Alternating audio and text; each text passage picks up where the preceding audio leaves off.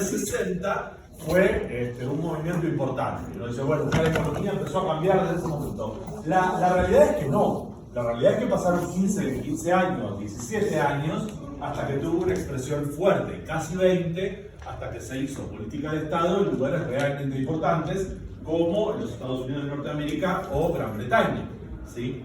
Entonces, para eso necesitamos una ubicación temporal.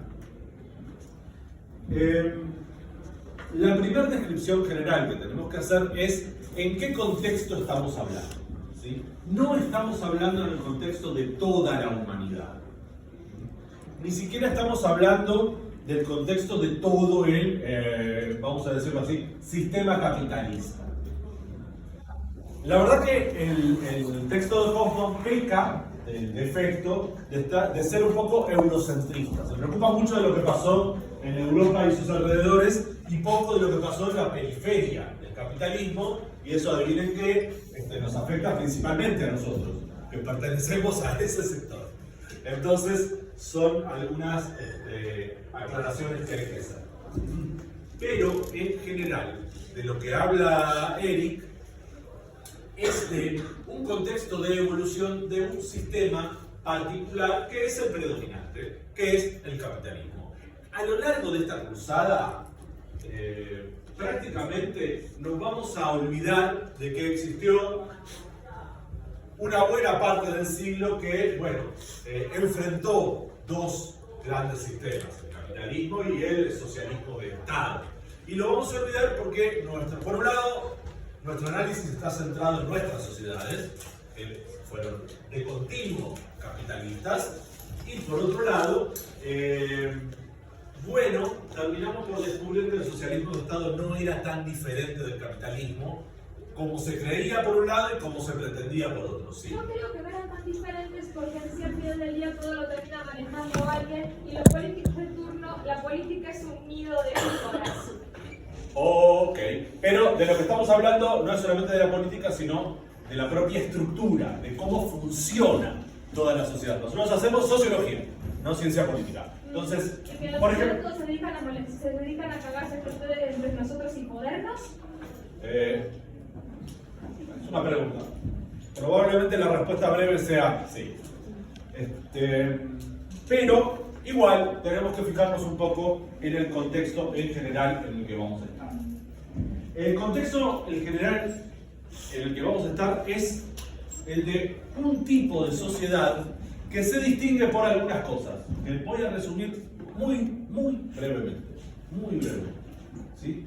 La primera cuestión general es que es una sociedad en donde el trabajo es formalmente libre. ¿Eso qué quiere decir?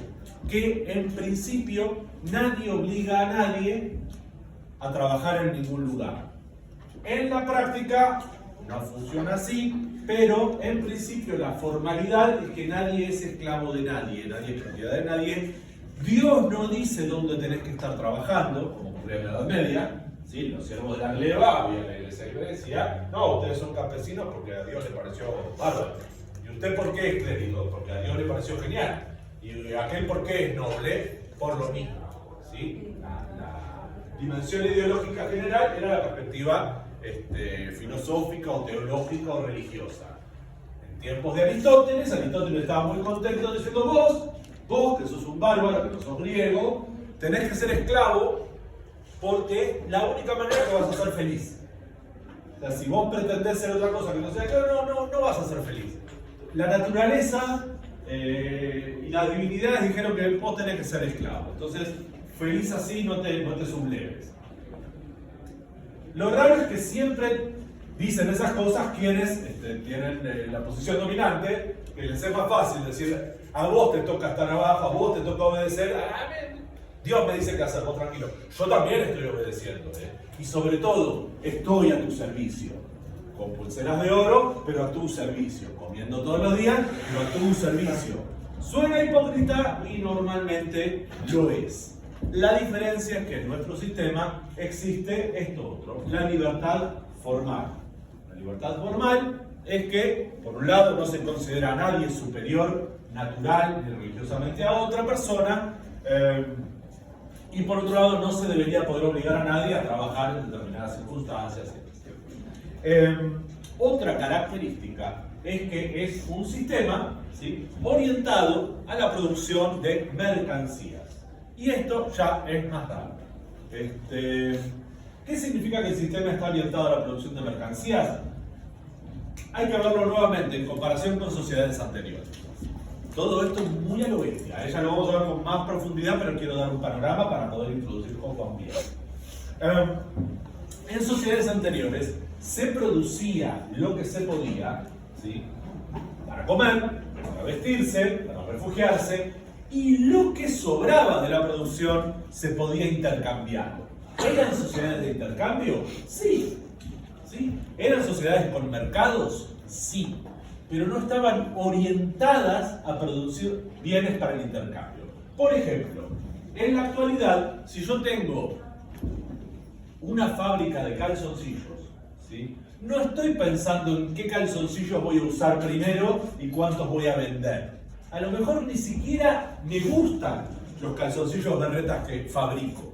Lo que yo quiero es vender la mayor cantidad de mercancía con forma de calzoncillo. Como el otro quiere vender la mayor cantidad de Coca-Cola, porque a lo mejor el que produce Coca-Cola, me imagino un dueño imaginario de Coca-Cola, porque yo sé que no, hay un montón de gente que tiene acciones en una compañía, una corporación, dice, no, yo sé de qué está hecha la Coca-Cola, ni en pedo la tomo, ¿sí? Pero sí quiero venderle a los imbéciles la mayor cantidad de Coca-Cola posible, ¿sí? ¿Por qué? Porque de ahí obtengo mi ganancia, ¿sí? Normalmente se dice que es un sistema orientado a la ganancia. Un importante sociólogo, Max Weber, decía esto: si yo hago una transacción orientada a producir un beneficio, eso ya es capitalismo, decía Weber. No estoy dando una versión más cercana a lo que piensa Hobsbawm. Entonces, ¿qué es lo que ocurre? Si yo vendo mercancías, en el mercado se intercambian mercancías, ¿sí? Se intercambian mercancías. Y la cualidad es, de todo esto, ahora unimos las dos cosas, que si bien el trabajo es formalmente libre, la producción de mercancías, bueno, nos pone en nuestro lugar. ¿Qué significa nuestro lugar en este sentido?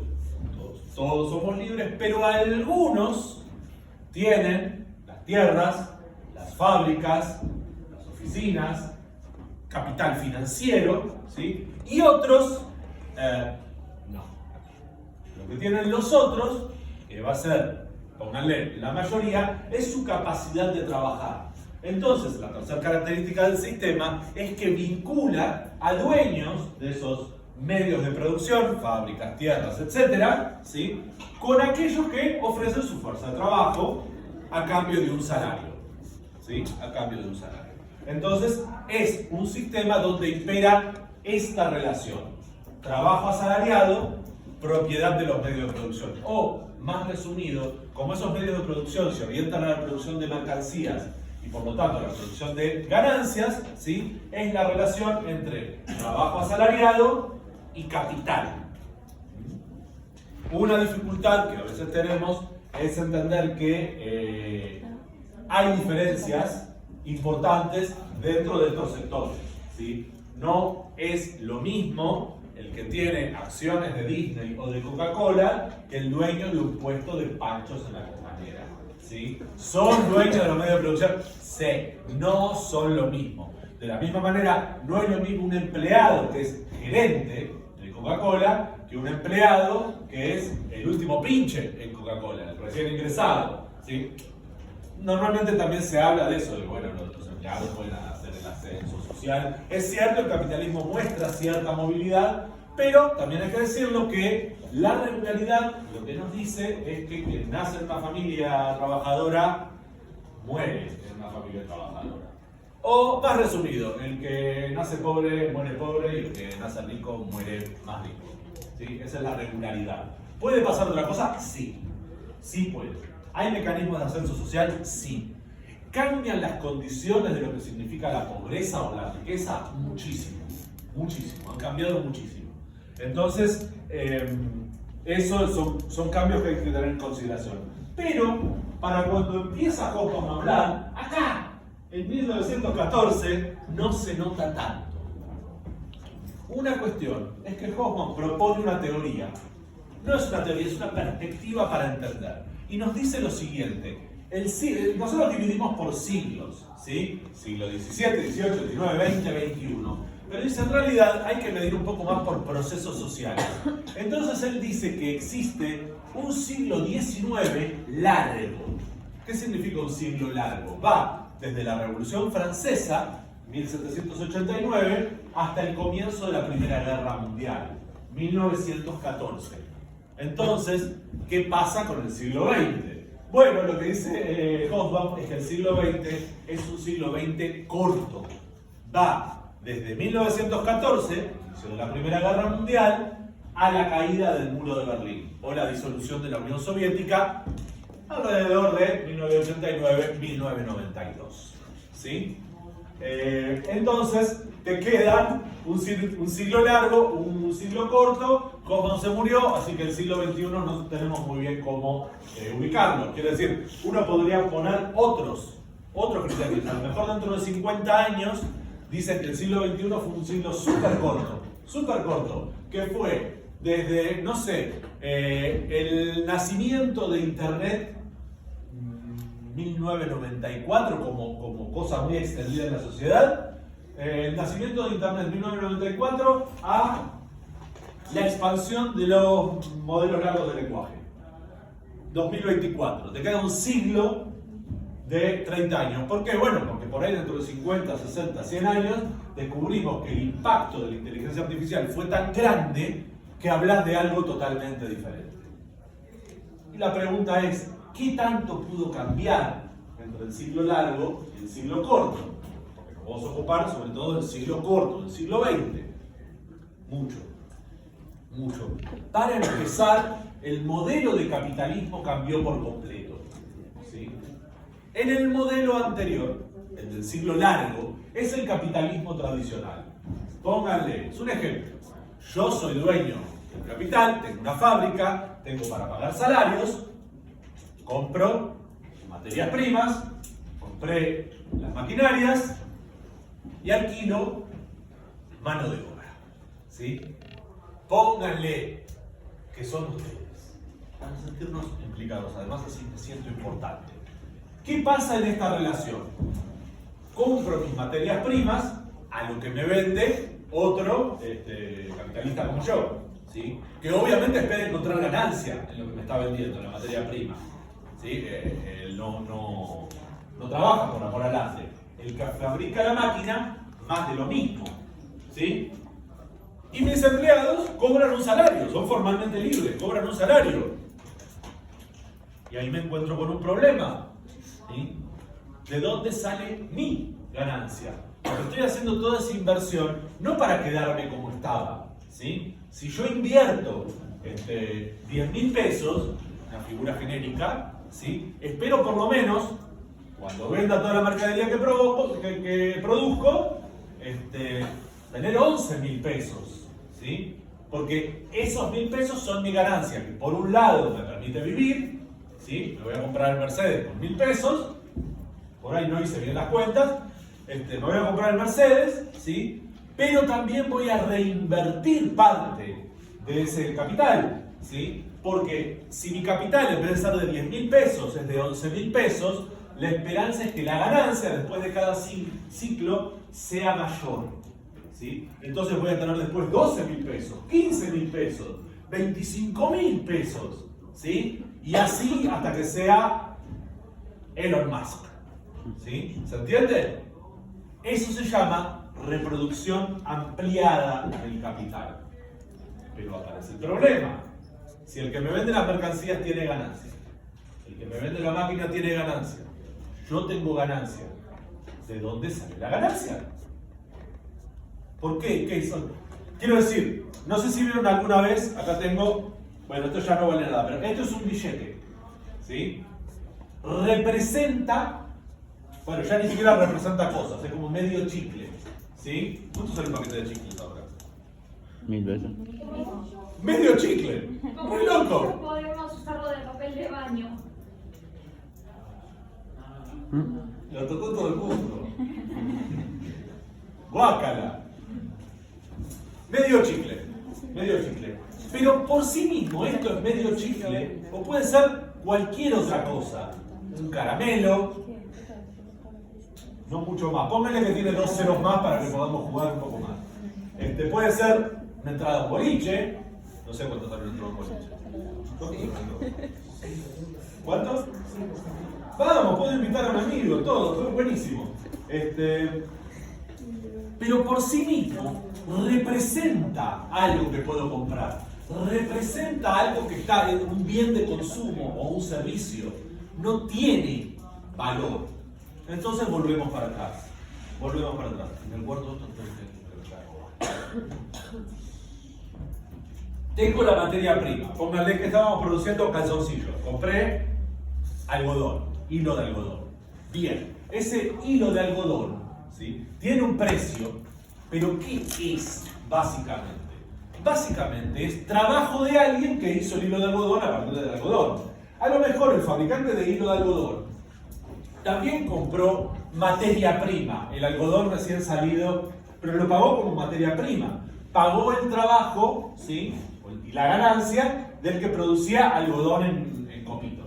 ¿Sí? Muy bien, hasta acá vamos bien. Las materias primas tienen una determinada cantidad de trabajo, pero yo por esa cantidad de trabajo y conocimiento pago lo que pago con materia prima, la ganancia es para el otro, no es para mí. Con la máquina me pasa lo mismo, ¿sí? Los que fabricaron la máquina obtendrán su ganancia, no es para mí. Entonces, cuando yo le pongo un precio a la mercadería que es superior al precio de costo, porque yo no, si vendo al mismo costo, si cada calzoncillo me cuesta 10 pesos producirlo y lo vendo a 10 pesos, no tengo ganancia, lo tengo que vender a 11. ¿Sí? Bueno, entonces, lo que yo puedo conseguir, y el único lugar de donde lo puedo conseguir, es que a mis trabajadores les pago por una determinada cantidad, pero el valor que ellos ponen en el producto o el servicio, en el bien o el servicio, es mayor de lo que yo les pago en dinero. ¿Sí? Ellos ponen 110 en cada chicle.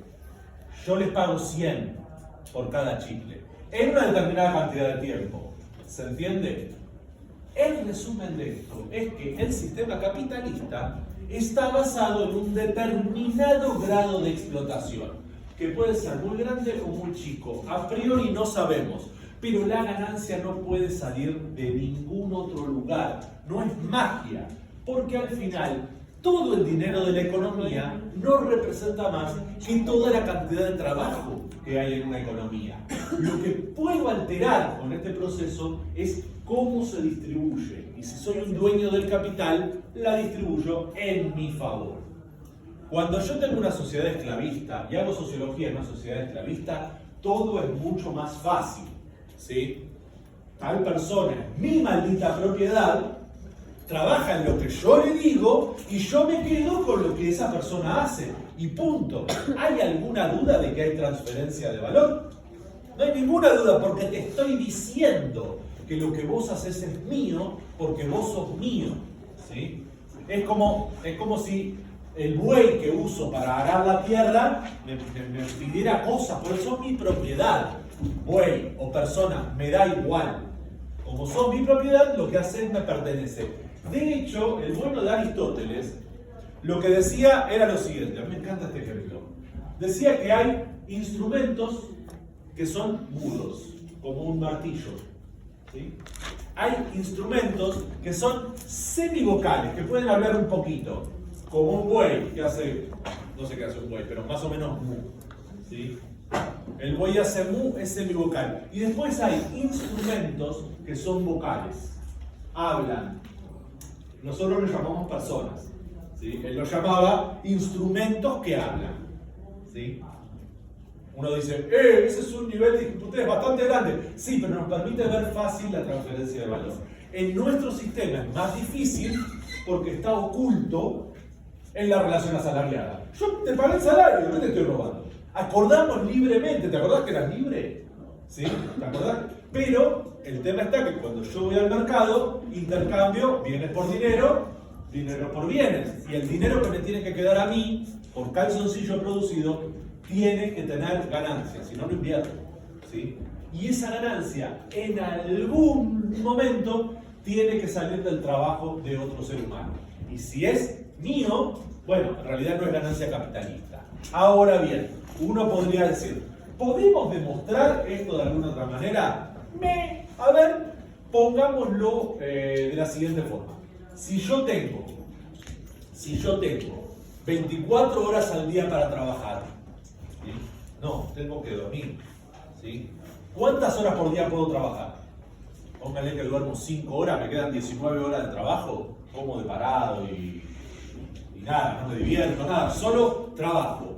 En todo caso, lo más que puedo llegar a ganar en la vida, si el salario fuera la cantidad de valor que se aporta, es 19 por la cantidad máxima de salario que se paga en ningún lugar del mundo, ¿se entiende? Soy el asalariado mejor pagado del mundo y trabajo más horas que nadie, ¿sí?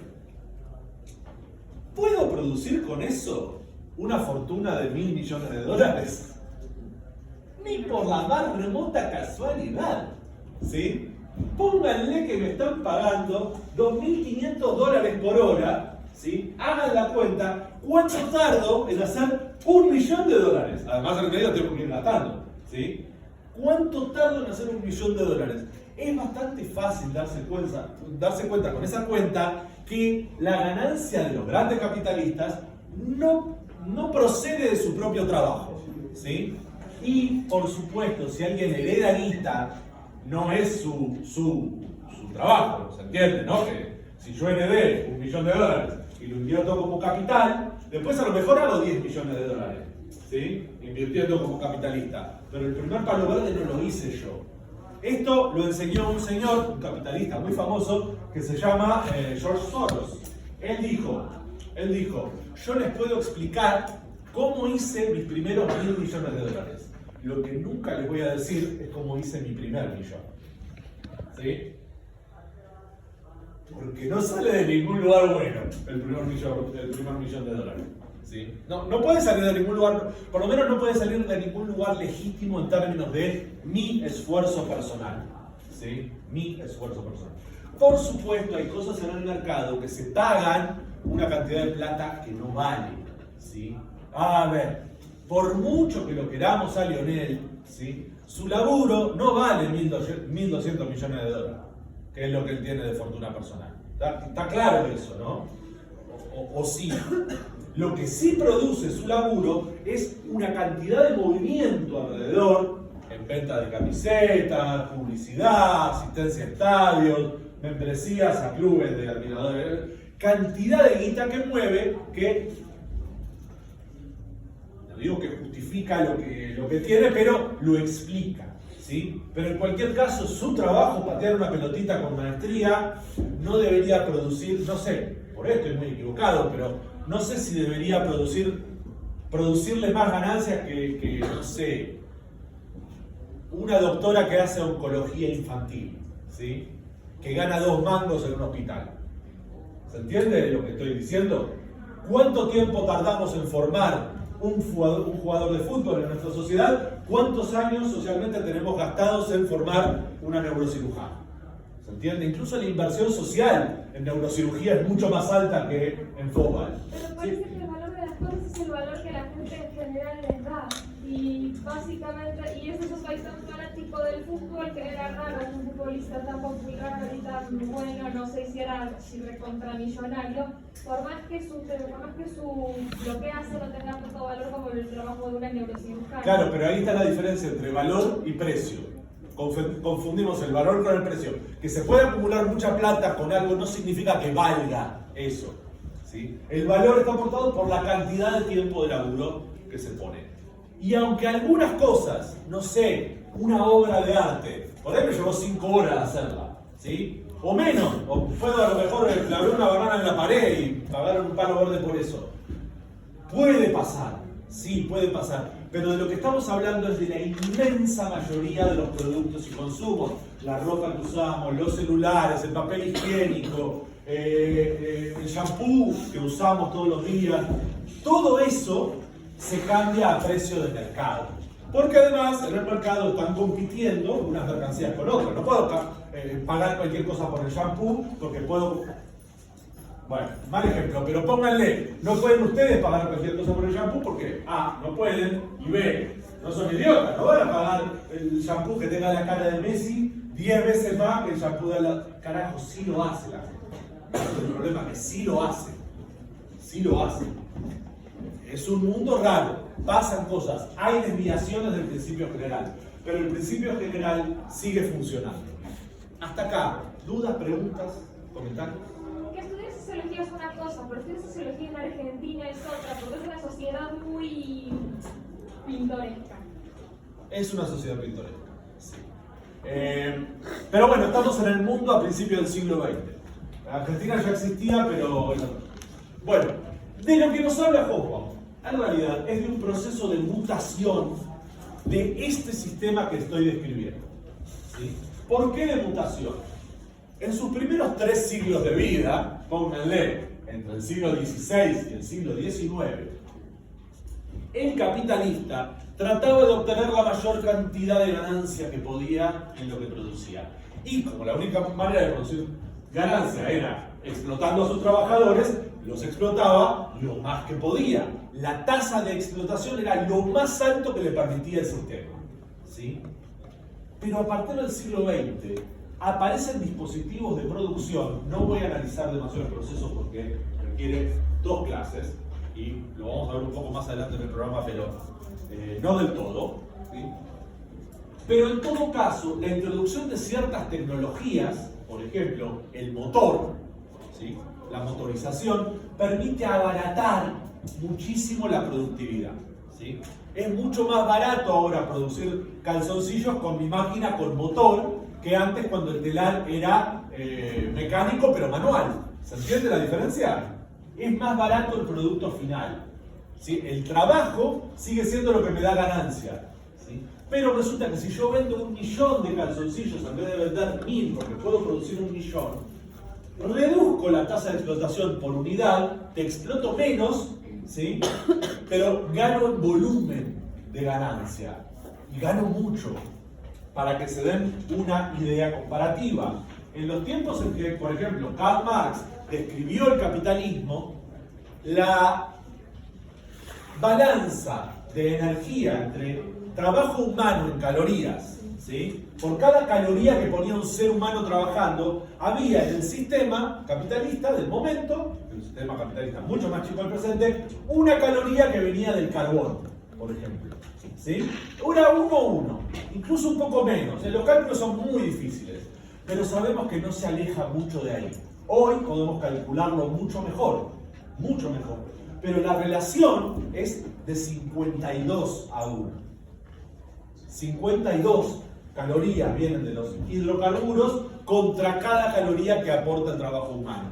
Toda esa cantidad de energía, ¿sí? No produce ganancia, pero abarata los precios de lo que se produce. Aumenta la velocidad de producción, el motor, pero además abarata los precios. Porque se pone mucho trabajo, que no es trabajo humano, pero mucho trabajo en los productos. Entonces, lo que tenemos es esa posibilidad. ¿Sí? Entonces, ¿qué es lo que pasó? Que este capitalismo de antes de 1914 empieza a entrar en crisis por lo siguiente. No se adaptó todavía el capitalista en sí. Y las masas trabajadoras empiezan a ser, en buena medida, las masas consumidoras. Además pasó que unas sociedades capitalistas estaban más desarrolladas que otras. Y las que venían de atrás, bueno, empezaron a hacer ruido. Las sociedades capitalistas avanzadas de la época, en comparación con nuestro capitalismo contemporáneo, muy subdesarrollado, pero eran Estados Unidos y algunas potencias europeas, no todas, ¿sí? Hay que tener cuidado con esto. Para 1914, nadie diría que España era una potencia capitalista desarrollada como lo es hoy. ¿Sí? Hoy es por ahí la octava, novena, es un buen lugar. ¿Sí? O aunque fuera la 15ª, es un buen lugar. Pero pongamos que no. De hecho, en aquel momento el capitalismo argentino estaba mucho más desarrollado que el español. Más desarrollado también que el italiano. Y que, o sea, Europa no era Europa. Europa era Inglaterra, Francia Y Alemania no tanto. Alemania era todavía un imperio tradicional, como lo era Rusia, como lo era Japón. ¿Sí? Estos países, estos imperios, estaban peleando por convertirse en unidades capitalistas, pero mientras hacían su transformación interna, muy difícil, porque además querían transformarse al capitalismo, pero sin cambiar la sociedad estamental. ¿Sí? Sin decir yo soy el zar, vos sos noble y el otro es plebeyo. No, el capitalismo funciona con trabajo formalmente libre. Por eso es importante.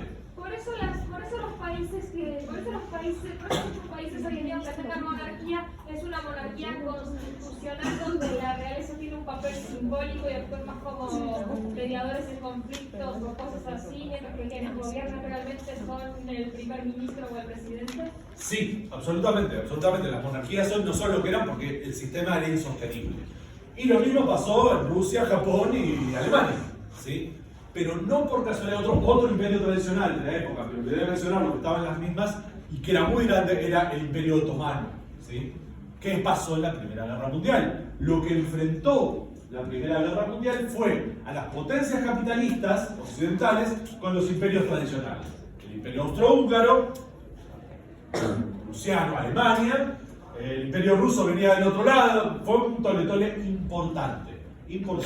Pero el imperio ruso cae a la mitad de la Segunda Guerra Mundial. Se retira de la guerra porque pasa algo muy divertido, que no vamos a analizar en profundidad, que es la revolución bolchevique. Que lo que hizo fue revolucionar, ¿sí?, la ciencia y la técnica dentro de la vieja Rusia. Esto es algo que tienen en común, ¿sí? El capitalismo del siglo corto es un capitalismo que recontra-revoluciona la ciencia y la tecnología.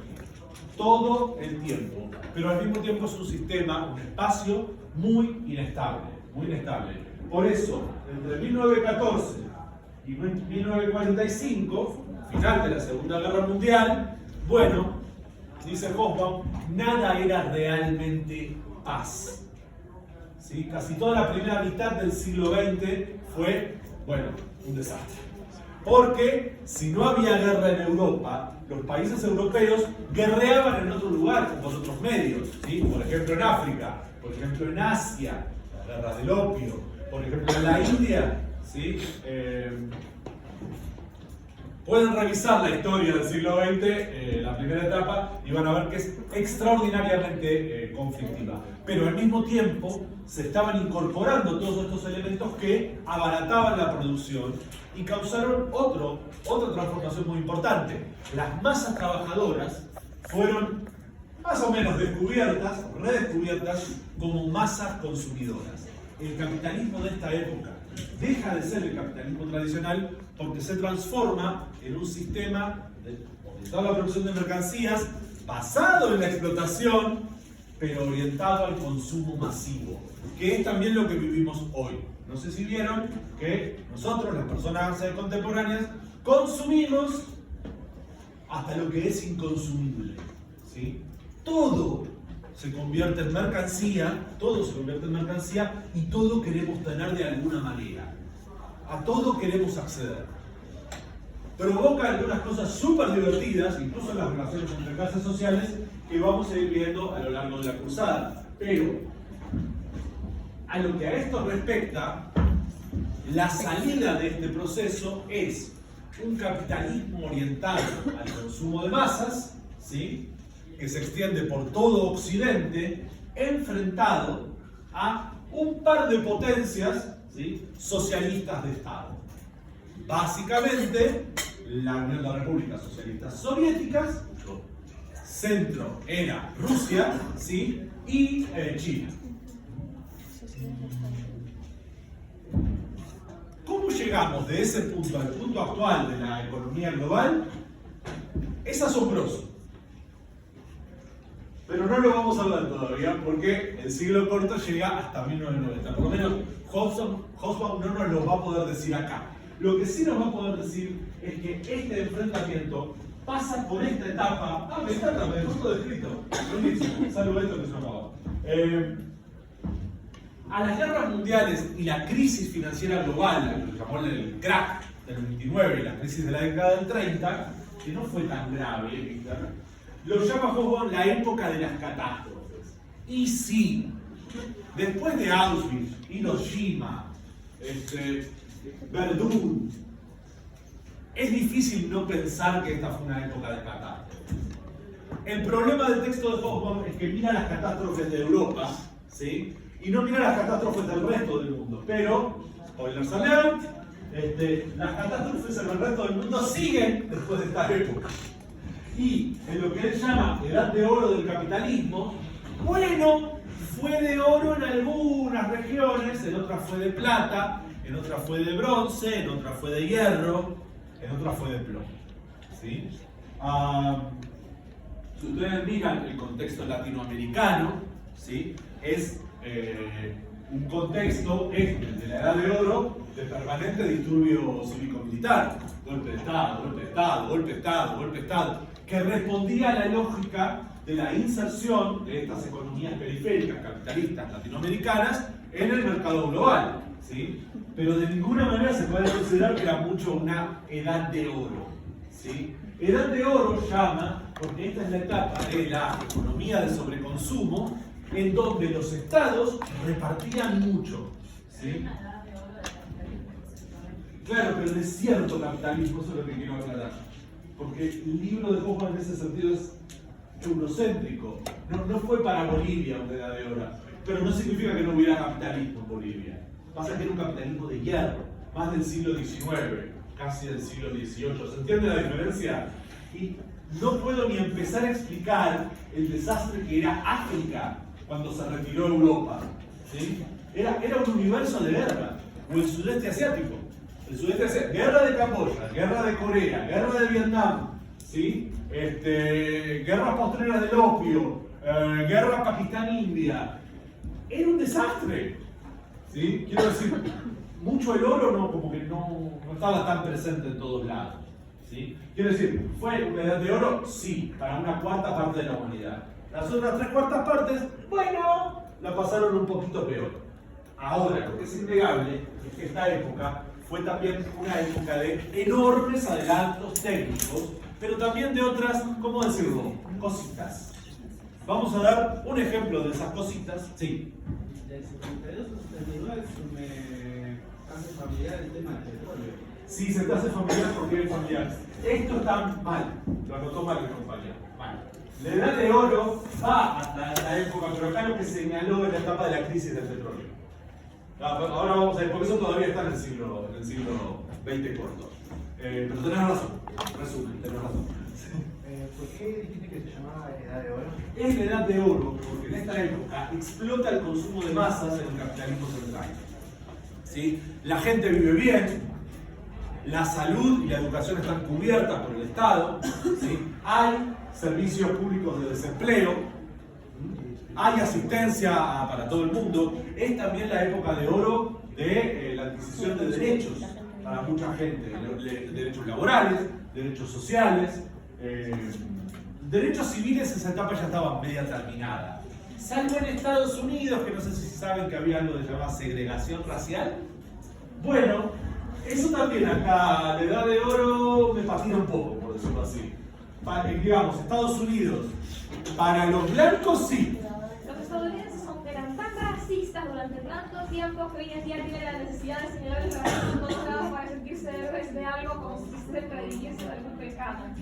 Me perdí un poco, pero en todo caso en esta época en Estados Unidos, sí. No sé si saben, habrán escuchado hablar de Martin Luther King, Malcolm X, Rosa Parks, gente que rompía las bolas. Rompía las bolas porque si estás en la edad de oro, ¿qué jodés? Porque te discriminamos un poquitito así. Sí, claro. Ahí sí había una lucha por los derechos civiles. Entonces es un concepto con el cual hay que tener un poco de cuidado, ¿sí? Yo podría decir, ¿edad de oro para los trabajadores franceses?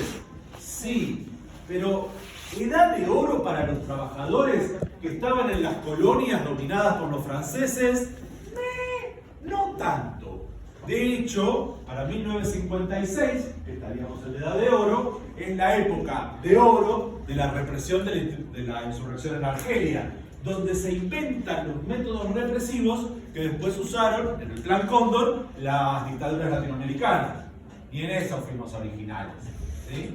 La industria de desaparición de personas, de torturas, de delación, la hicieron los franceses en 1956, pero en sus territorios de ultramar.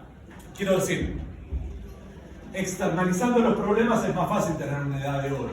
¿Sí? A eso me refiero. Pero bueno, en el libro lo van a encontrar así, la edad de oro.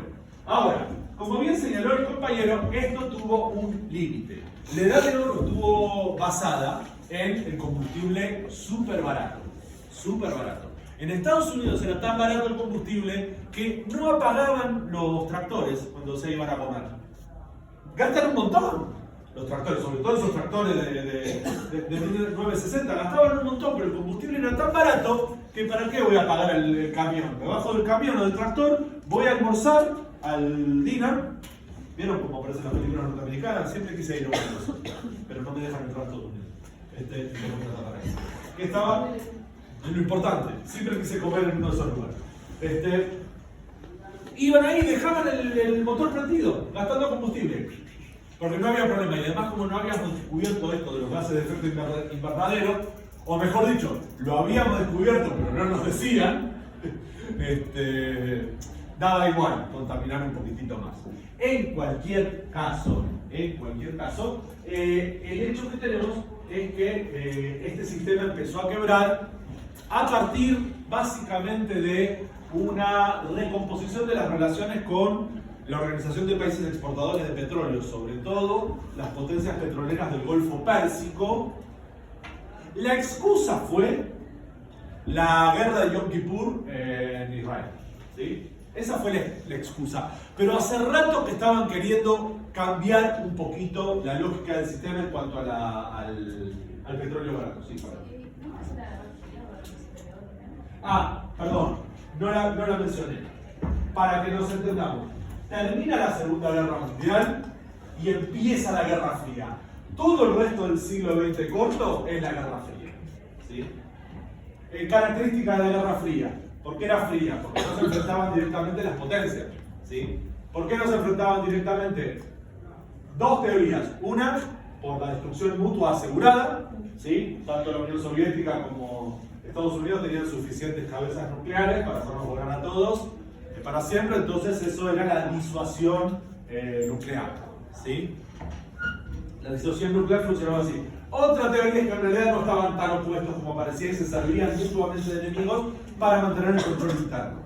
Por otra parte, por esa Guerra Fría es lo que hace que en el resto del mundo, los alineados, el tercer mundo, se exportaran todos los conflictos. Los conflictos estaban en África, Sudeste Asiático, Latinoamérica. No hacía falta pelearse entre las grandes potencias. Se peleaban con dinero, con otros ejércitos en otros lados. Es donde se inventa el concepto de guerra proxy. ¿Qué es una guerra proxy? Una guerra que yo libro contra otro, pero usando los ejércitos de un tercero. Guerra proxy se le llama, por ejemplo, ahora a la guerra Rusia-Ucrania.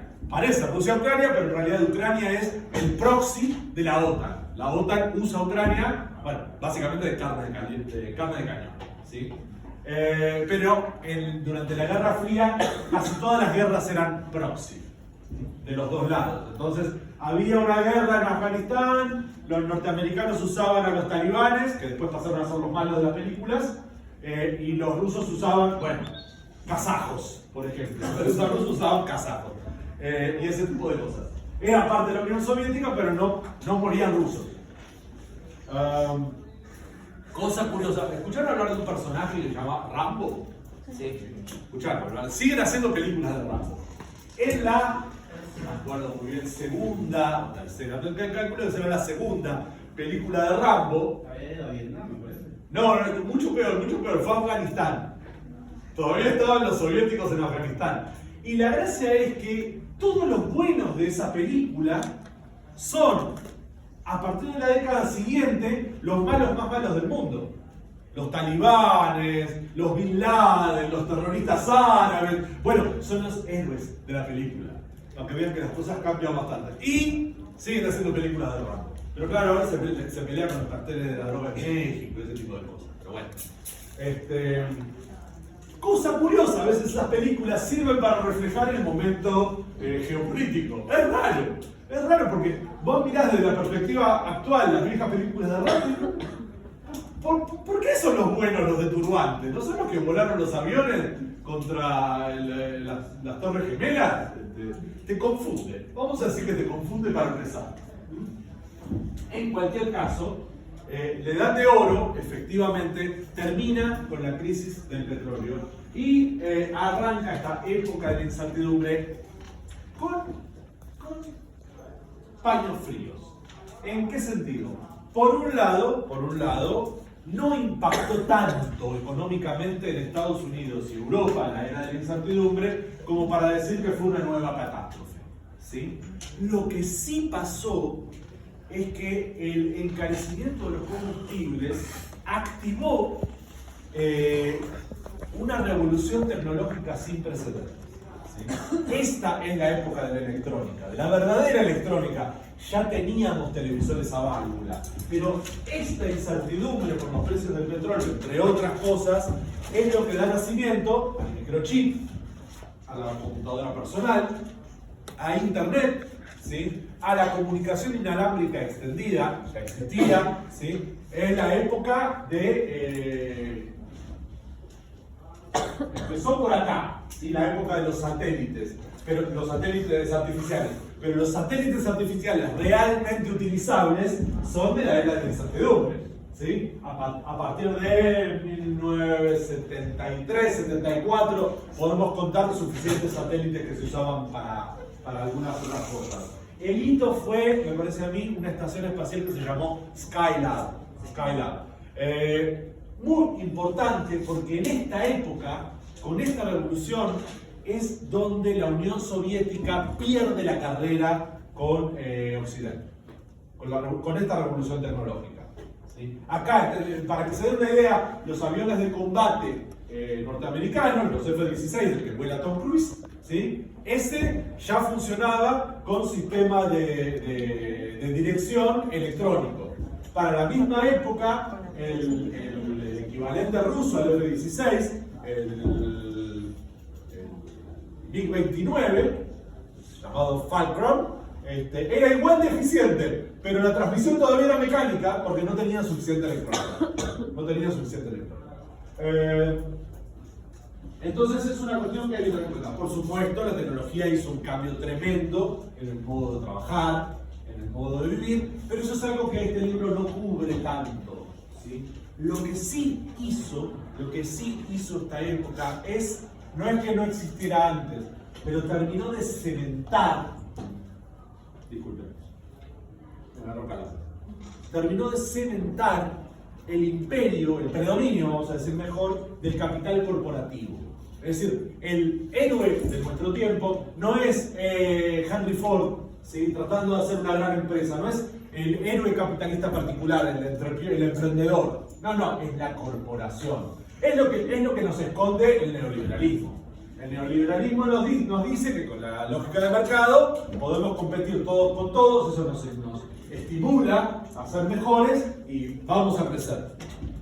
Si nos olvidamos de las corporaciones podemos tener problemas porque yo puedo ponerle todo mi ímpetu a mi cafecito de la esquina, pero no sé cómo explicarles que no le voy a ganar a McDonald's, ¿sí? Que es una corporación que tiene mecanismos tecnológicos desde lo productivo, pero también tecnológicos de lo laboral, que me impide competir desde el punto de vista de los precios, no importa lo mucho que trabaje, ¿sí? Sencillamente la gente no va a venir en la calle, lo puse al lado de McDonald's, pero no soy boludo porque no entiendo nada de cómo funciona el mercado. Pero al margen de eso, si mi café, que es mejor, lo cobro 2 lucas, estoy en una época de crisis, y McDonald's me lo da al mismo precio con 3 facturas, no puedo competir, ¿se entiende? Pero además, que la corporación tiene espalda. ¿Espalda para qué? Espalda para fundir lo que se hace falta. ¿Escucharon hablar del dumping? El dumping es cuando una gran empresa baja sus precios artificialmente, o sea, trabaja a pérdida para fundir a la competencia, ¿sí? No quiero hablar de Uber, pero Uber siempre arrancó así en todos los países donde entró, ¿sí? Viajes baratos subsidiados por Uber al principio y después abrazo porque la competencia se fundió. Acá no funcionó porque este país es pintoresco. Pero en otros países funcionó muy bien el modelo Uber. De hecho, el tipo de trabajo se llama uberizado. Muy simpático. Bueno, en realidad es muy antipático, pero el nombre es simpático. Hasta acá, ¿dudas, preguntas, comentarios? Yo sé que está apretadito el resumen, pero son muchos años con muchas cosas. ¿Sí?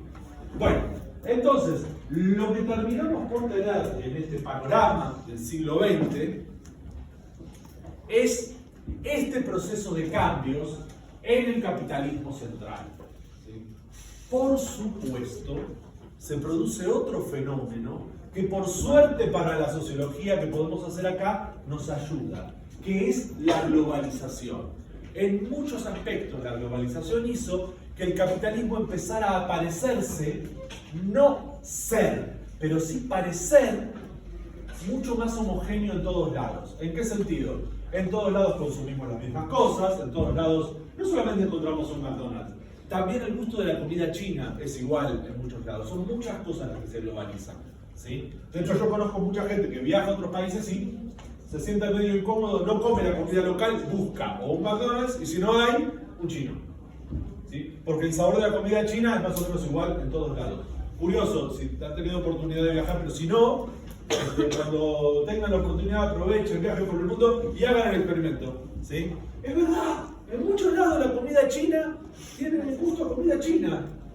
No fui a China, pero supongo que en China también. Pero me refiero a Europa, Argentina, Centroamérica, no sé cómo lo consiguen. Fantástico. A lo mejor son dos ingredientes que le dan mucho sabor característico a la comida y con eso estamos. No sé. Uno dice la comida es un cliché, no es verdad. La comida mexicana es picante porque tiene jalapeños y habaneros. Entonces todo el picante es característico. Yo no sé si están así, hay cosas en la preparación que es interesante. Porque hasta ahora ya tengo agua. Bueno, entonces, la globalización nos homogeneiza y también las prácticas productivas. ¿Sí? Ustedes pueden salir de la universidad o incluso trabajar cuando hacen la carrera para una empresa norteamericana, ¿sí? Desde acá, desde su casa, por home working, a distancia, pueden llegar a hacerlo. Mucha gente lo hace porque es buena plata si consiguen, no sé, programadores, diseñadores gráficos, porque te pagan en dólares mucho menos de lo que tienen que pagarle a un trabajador de la India que vive en Estados Unidos. ¿Sí? Entonces, o le pagan a un trabajador de la India que vive en la India, o le pagan a un argentino, una argentina, etcétera, etcétera. Hay un montón de ese tipo de trabajo freelance que se hace a distancia. ¿Sí? Bueno, no sé si un montón, pero es significativo. Y eso se globaliza. Eventualmente puede llegar a ocurrir que un norteamericano no sé, de Detroit trabaje a distancia para una compañía china. Dice, ¿en serio a los chinos les conviene pagarte el salario norteamericano en dólares para el trabajo que haces? Dice, sí, porque todavía no se dieron cuenta de que lo puede hacer un argentino. ¿Cuándo? Porque acá tenemos muy buena formación técnica y los salarios en dólares son baratos. Cuando se aviven de que lo puede hacer un argentino con la misma calidad técnica, pero por la mitad del salario en dólares, me sacan el laburo. Ya lo sabemos, lo que pasa es que no lo andan anunciando, que no son imbéciles. Pero bueno, son cosas que pasan. Entonces, tenemos este esquema de funcionamiento para el siglo XX. Hay una serie de cosas que dije en esta última parte que claramente no están en Hobsbawm. ¿Sí? Pero el panorama que en todo caso queremos que tengan es, está bien, como lo puso el compañero, pero no es tanto esta división de época de las catástrofes, edad de oro, edad de la incertidumbre, como dice ahí. Está bien, lo dice Hobsbawm, pero más importante es entender que es un periodo muy extendido de cambios estructurales muy profundos en este sistema que describí al principio. ¿Sí? Hay muchas cosas que cambiaron. ¿Sí? Después, cuando veamos a Marx, veamos a Lipschitz, veamos cómo funciona el capitalismo, vamos a ver que hay cosas fundamentales que siguen funcionando igual. A ver, no se superó el tema de la propiedad privada de los medios de producción. ¿Sí? Siguen siendo privados, pero es totalmente diferente. ¿Sí? La propiedad privada de medios de producción cuando el poseedor es un capitalista individual que piensa en términos de su mercado, ¿sí?, que el de una corporación que tiene una multiplicidad de redes de producción a su cargo que gestiona, ¿sí?, y piensa en producir ganancias de muchas maneras diferentes. Quiero decir, cualquier gran corporación que podamos pensar trabaja en Estados Unidos, trabaja en Argentina y tiene dos modos de producción, dos sistemas de producción totalmente diferentes, sea en un lugar o en el otro. De pronto, no sé, si estoy en Francia, no tengo tanta capacidad de presión sobre el gobierno francés. Pero acá no hay nada más fácil que presionar al gobierno local, sea nacional, provincial o municipal, ¿sí? Entonces, ¿dónde es más fácil conseguir beneficios impositivos? ¿En el tercer mundo o en el capitalismo central? Bueno, durante mucho tiempo fue un problema para el capitalismo central que fuera muy fácil convencer al dictador de turno en el tercer mundo para que haga las cosas como ellos querían, ¿sí?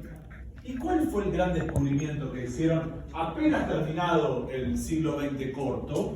Que había un país que producía trabajadores muy calificados, muy trabajadores, completamente controlados, disciplinados, ¿sí?, y en una enorme cantidad que tenía un único defecto, que era la China comunista, ¿sí? Pero, como bien decía Marx, no hay nada más cobarde que el capital. Como el capital tiene miedo de perder cuando presiona mucho el Estado, y bueno, negociaremos con los comunistas. Esto que dice que Javier, que jamás negociaría con comunistas y tal, bueno, al capitalismo de verdad nunca se le ocurrió decir eso. Si lo mejor que puedo hacer para aumentar mi ganancia en la producción de capital es trabajar con China, voy a poner mis fábricas en China. El tema ¿sí? de Javier es demasiado impulsivo y abusoso y eso le va a costar caro a la familia. Sí, pero, en todo caso, hablando del capitalismo en general, hicieron eso, ¿sí? Pusieron las fábricas en China. No sé si vieron que hay 2 o 3 productos que consumen que dice hecho en China, ¿sí? Que si compran por internet es muy probable que les caiga algo hecho en China, ¿sí? Pero el capital no es chino. ¿Se entiende la diferencia? ¿Sí? Usan la mano de obra china, pero los materiales, a veces las maquinarias, incluso la línea de producción puede ser alemana, norteamericana, francesa, británica, italiana, cualquiera puede. Y encima el gobierno chino te facilitó durante mucho tiempo estar ahí, porque bueno, le solucionaba también muchos problemas. Y uno dice, ¿qué diablos pasó? Todo el tiempo nos dicen, bueno, a partir de la derrota de la Guerra Fría, el comunismo fracasó. Y los chinos dicen, bueno, el comunismo de antes fracasó, el nuestro va bien. El nuestro va bien. O sea, pero eso no es comunismo. Por ahora no, te dicen los chinos. Lo que pasa es que nadie habla con los chinos. Nadie habla qué es lo que realmente están pensando. O sea, no, es a largo plazo esto. No es la revolución que se hacía en 5 años, va a tardar, pero de a poco van a ver. No sé si tienen razón o no, pero su idea no es que traicionaron a la revolución comunista, sino que ya se la vamos a dar, por decirlo de alguna manera. Y es sumamente interesante, sumamente interesante. Por cierto, algo que es innegable en este sentido es que este proceso enriqueció a la población china. En comparación con lo que tenían antes de 1980, ni hablar, ¿sí? Ni hablar, es otro país. Destrozaron el medio ambiente, es poquitito autoritario, pero que hubo despegue económico, eso se puede medir. Y que hubo declive económico relativo de otras grandes potencias, no Estados Unidos, pero sí de otras, Francia, Alemania, también se puede medir. En buena medida porque llevaron las fábricas afuera, ¿sí? Entonces, por ejemplo, una de las cosas que pasa es que en condiciones normales, alguien que trabaje, no sé, con un taladro, con una pinza, prefiere trabajar con una pinza o un taladro de marca alemana hecho en Alemania, ¿sí? No hecho en China, porque están de los dos, ¿sí? Ahora, el hecho en Alemania cuesta el cuádruple, y olvídate, te va a durar 8 veces más, ¿sí? Pero no es lo mismo. Entonces, cuando la cosa va muy bien, me compro el taladro alemán. Pero cuando el trabajo teclea, y bueno, hago lo que puedo. Y lo que puedo son productos chinos. Entonces, en esa estamos, es un nuevo capitalismo diferente. Si Hoffman decía la era de la incertidumbre, este primer cuarto del siglo XXI es incierto en muchos otros sentidos. Por un lado, se reforzó muchísimo el predominio de las grandes corporaciones, el capitalismo corporativo. Es otro capitalismo, más, es algo diferente. Es impresionante la influencia, el peso que tiene el capitalismo financiero, ¿sí? JP Morgan, por ejemplo, BlackRock, ¿sí? BlackRock empezó siendo una compañía de seguridad privada. Eran mercenarios, eran eso, BlackRock. Y ahora son el principal agente capitalista corporativo financiero del mundo. Te pueden comprar un país, o alquilarlo por lo menos, ¿sí? El convenio que firmó Zelensky para la reconstrucción de Ucrania después de la guerra no fue con un país, con Estados Unidos, con Francia, no, lo firmó con BlackRock. Es muy loco lo que está pasando en ese sentido. La nación, el Estado-nación, como unidad de gestión política, está en problemas. Eso es algo que no se veía en el siglo XX, eso es algo de nuestro siglo. Y está en problemas porque llega un momento en que en algunos lugares son las corporaciones las que hacen la legislación local. No lo vemos, pero ni siquiera es algo tan nuevo. A ver, durante la etapa de formación del Estado argentino, esto por ahí lo estudiaron en algún lado, hubo una compañía que se llamaba La Forestal, ¿sí? Que se dedicaba a la explotación de maderas del Gran Chaco, ¿sí? Era tal el predominio de esa empresa en la región que repartían la comida, administraban justicia, no tenían dinero propio, pero no te pagaban un salario. Formalmente era capitalismo, pero no te pagaban un salario, te daban una libreta donde podías ir a comprar al almacén. Pero el almacén era propiedad de la Forestal, de la compañía. O sea, estaba como atado, era como un siervo de la gleba, pero formalmente libre. Re loco. Ahora, formalmente libre hasta que tratabas de irte, ahí no te dejaban irte tampoco. Si eras trabajador. Entonces, bueno, uno dice, esto no puede ser. Evoluciona el capitalismo, avanzan los derechos civiles, el Estado gana control y eso desaparece. Bueno, en muchas regiones estamos volviendo a eso.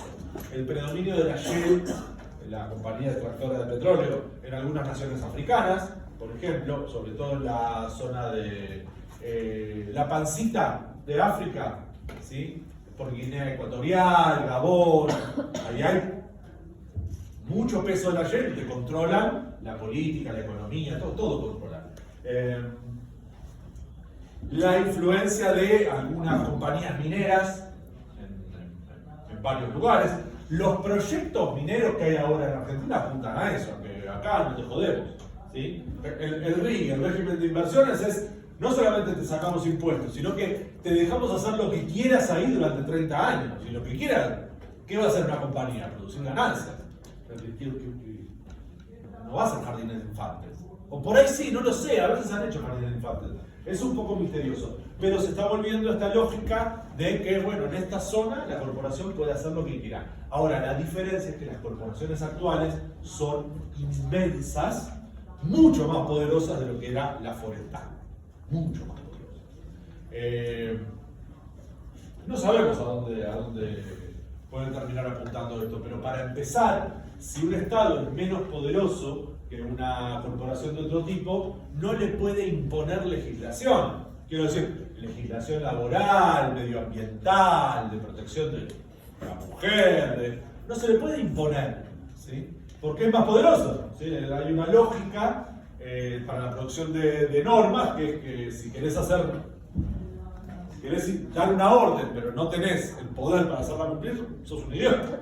Hay que tener el poder para imponer las normas, ¿sí? Esto es un problema, algo que era difícil de ver. Por eso, Pilar Calveiro, voy a introducir al menos algunas cuestiones del texto, nos empieza a hablar de esto de dos maneras.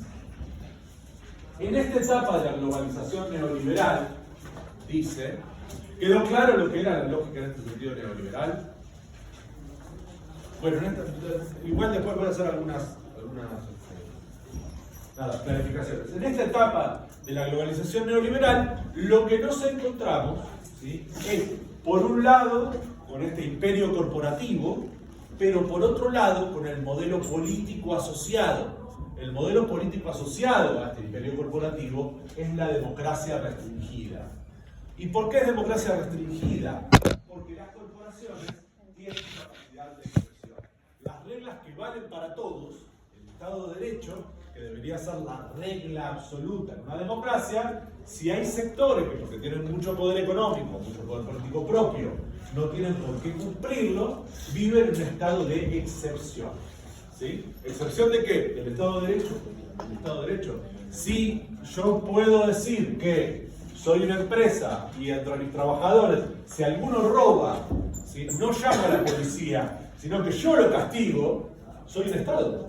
¿Se entiende?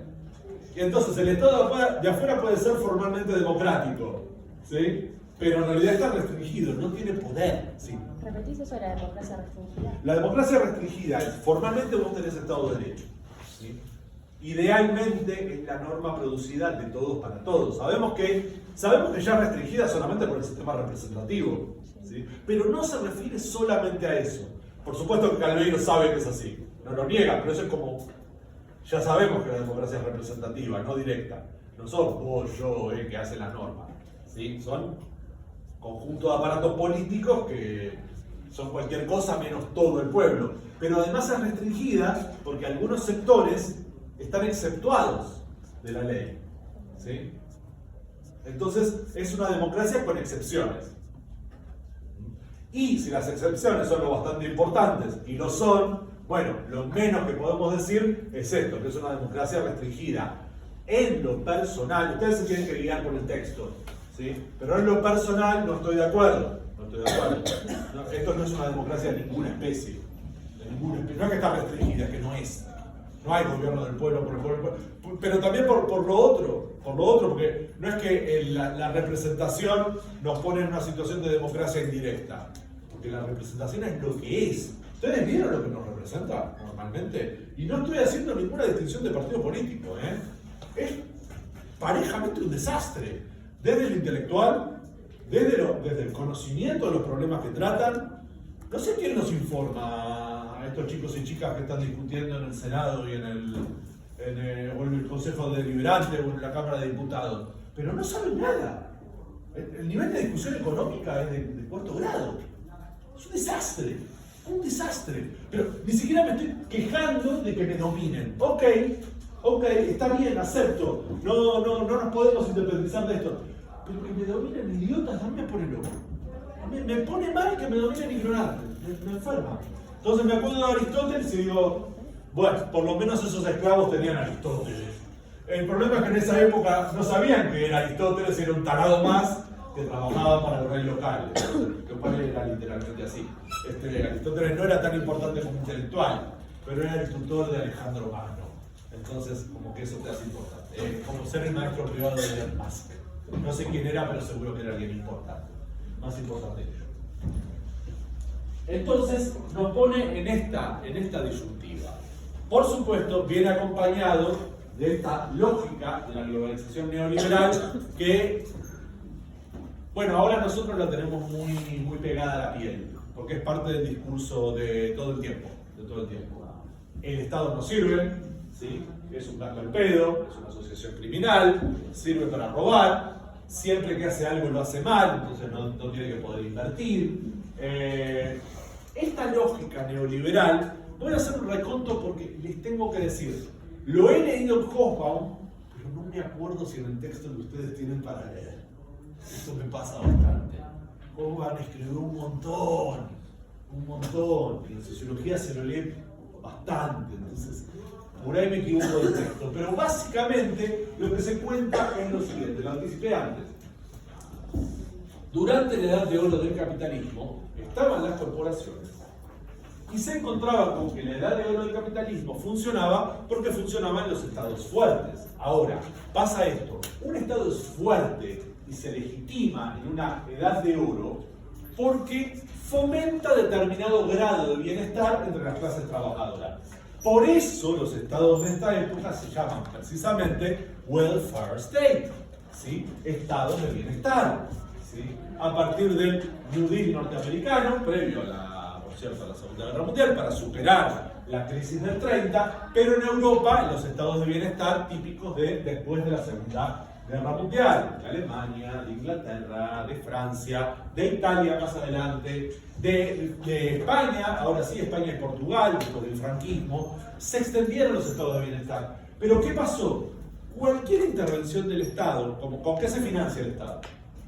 Con impuestos, ¿sí? Eso es verdad la última vez que me fijé, ¿sí? Hay dos clases de impuestos, los regresivos, que se cobran a la población trabajadora mayoritariamente, ¿sí? Y los progresivos, que se extraen de la ganancia del capital. Un impuesto regresivo, el IVA, ¿sí? Los que más consumen en cualquier sociedad capitalista son los trabajadores y los pobres, son muchísimos más que los ricos, ¿sí? Cuando nosotros nos cobran 17%, 21% sobre cada producto que consumimos, ¿sí? Son impuestos que pagamos nosotros, no los ricos, ¿entiende? Porque además 21% para un rico es mucho menos que 21% para un pobre, por la cantidad de guita que les entra por mes. Salvando esa cuestión, olvidémonos de eso. El impuesto progresivo y el salario indirecto que da un estado de bienestar es ganancia capitalista que se le saca a la corporación particular. Al capitalista pequeño no, porque ese trabaja con el mercado interno, con la población trabajadora consumiendo mucho. ¿Se acuerdan que era consumo de masas? Entonces al pequeño le conviene que el trabajador gane mucho. De hecho, esta idea estaba ya en Henry Ford, ¿sí? Un pope del capitalismo normal, digamos, no del bienestar. Él decía, hay que producir la mayor cantidad posible, con la mejor calidad posible, pagando los salarios.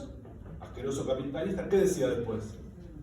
Los salarios más altos posibles. ¿Por qué los salarios más altos posibles? Porque su lógica era que cada trabajador pudiera tener un Ford. No que los ricos consumieran un Ford. ¿Por qué? Como él era rico, sabía que los estúpidos ricos eran 5. Entonces, si él pone una línea de montaje para que produce 5 autos por día, ¿a quién carajo no le va a vender autos? Si ya me lo compraron el primer día, el segundo día tengo que cerrar la fábrica. Yo tengo que producir para el consumo de masas, ¿sí?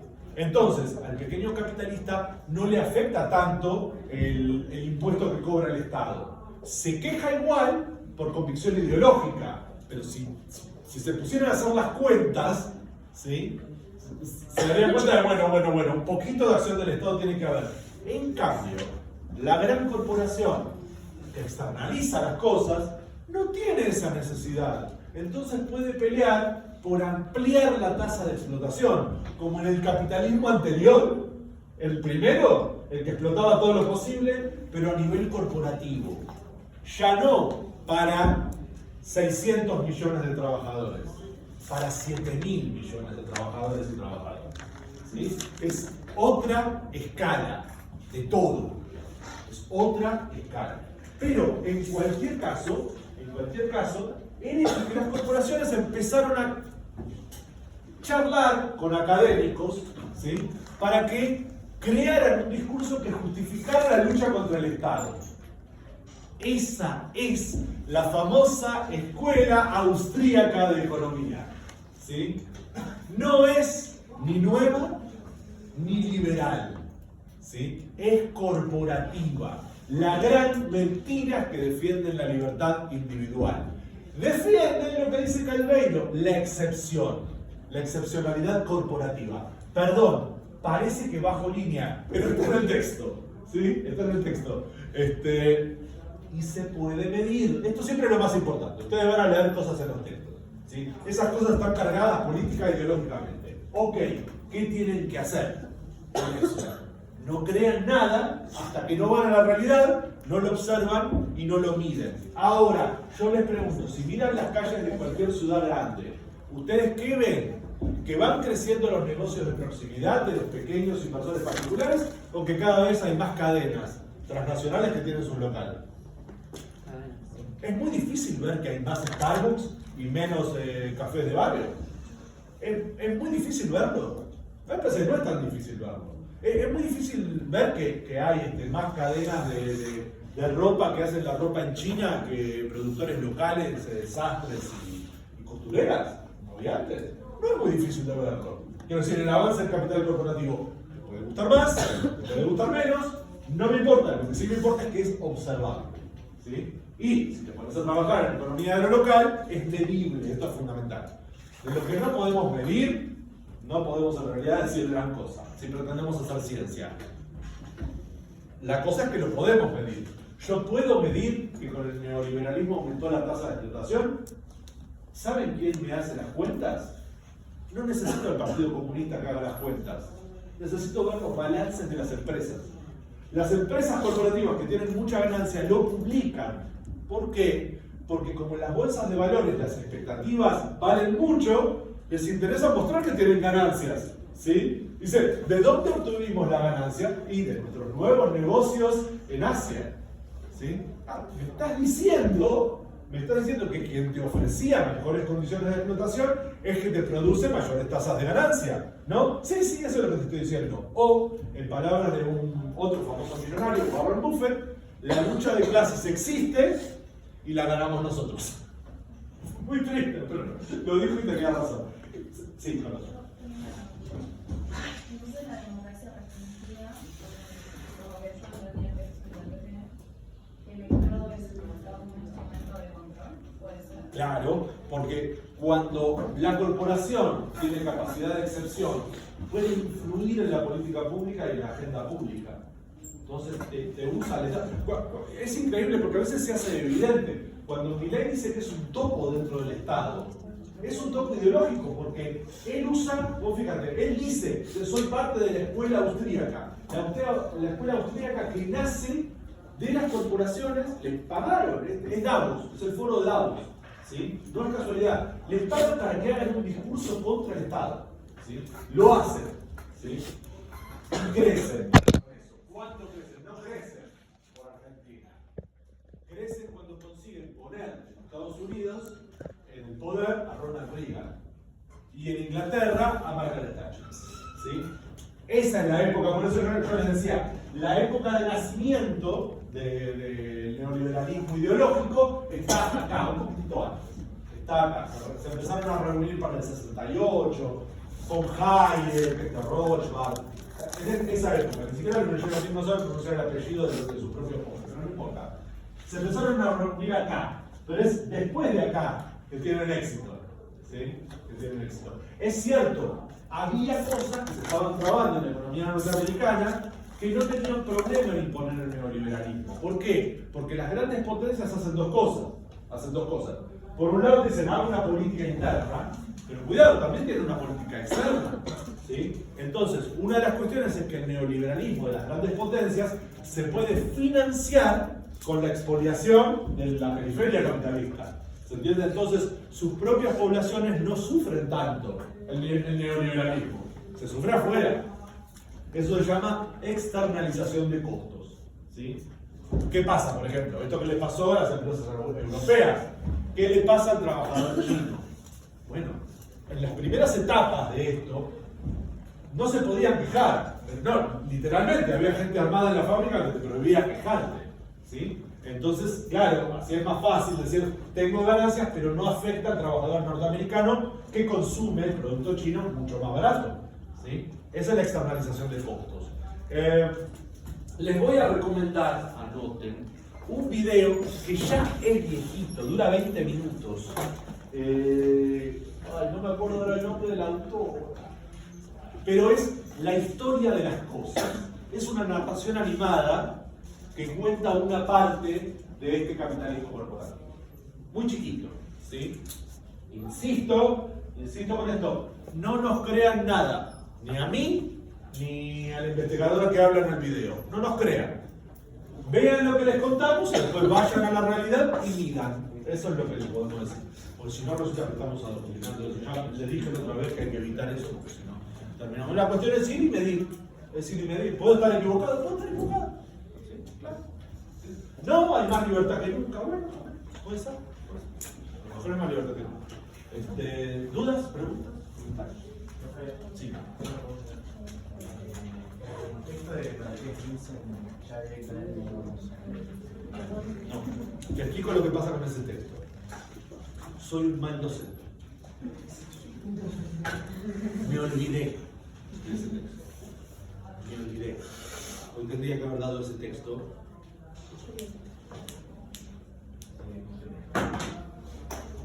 Pero lo vamos a solucionar. ¿Está muy apurado? No, igual le dije que hay que aprovecharlo. Ahora vamos. El texto de Marqués, voy a hacer algún comentario, no llegamos a dar del texto. Desde ya les aviso esto. No lo voy a tomar. Tengo cosas mucho más importantes. Por otro lado, esto casi seguro que algo toca. ¿Sí? Son temas mucho más importantes. ¿Qué nos dice el texto de Marqués? Básicamente nos dice que... Voy a dar el ejemplo que doy siempre. No voy a ir por el lado del texto, pero vamos a ir al inicio para que sea más fácil. ¿Quiénes de los presentes tienen hígado? Todos tenemos hígado, ¿sí? ¿Ustedes lo vieron si es verdad? Ustedes no saben si es verdad. ¿No es cierto que no? ¿Alguien se vio su propio hígado? ¿La radiografía tal vez? ¿Eh? En un ultrasonido la puede. En un ultrasonido, la radiografía salen los huesitos. Hasta yo sé eso y soy fisiólogo.